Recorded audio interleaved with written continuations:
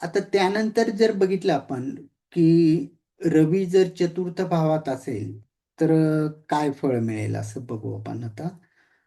तर चतुर्थातून आपण पहिले काय गोष्ट बघतो, म्हणजे काय बघतो, कशाचं कारक तत्व आहे चतुर्थ भाव.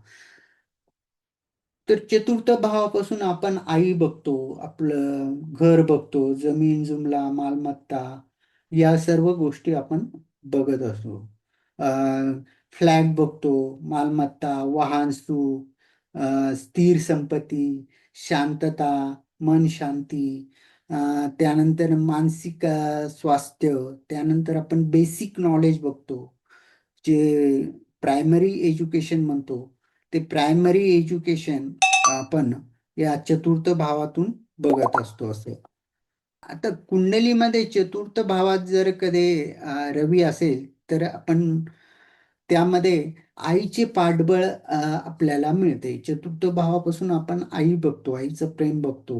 चतुर्थ भावापासून आई आणि आईचा स्वभाव पण बघितला जातो.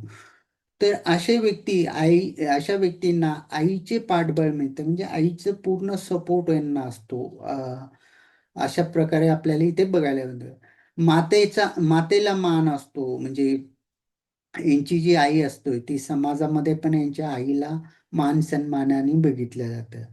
स्वतःचे घर, जमीन जुमला, मालमत्ता लाभ, वाहन वाहन सदैव, हे सुख आपल्याला यांच्या अ, रवी जर चतुर्थ भावात असेल तर बघायला मिळतं. म्हणजे रवी जर चतुर्थ भावात असेल तर अशा व्यक्तींचं स्वतःचं घर होतं, ते जमीन जुमला यामध्ये त्यांना यश मिळतं, मालमत्ता वाढवण्यामध्ये त्यांना खूप सपोर्ट असा आपल्याला मिळतो.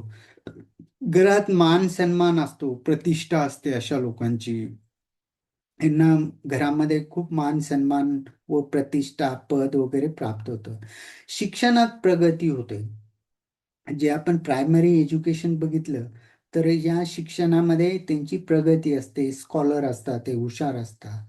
आणि त्यानंतर प्रशासनीय कामामध्ये जे यश आहे, हे यश यांना आपल्याला बघायला मिळतं.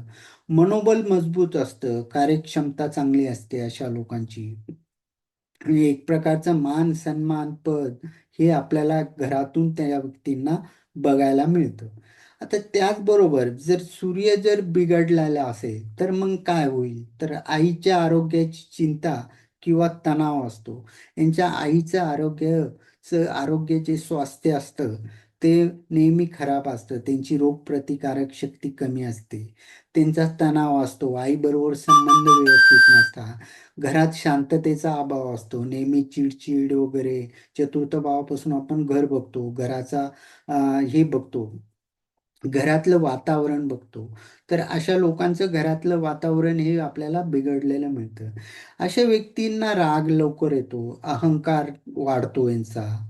त्यानंतर मालमत्तेचे वाद किंवा कागदपत्रात अडथळे असे यांचे आपल्याला बघायला मिळतात.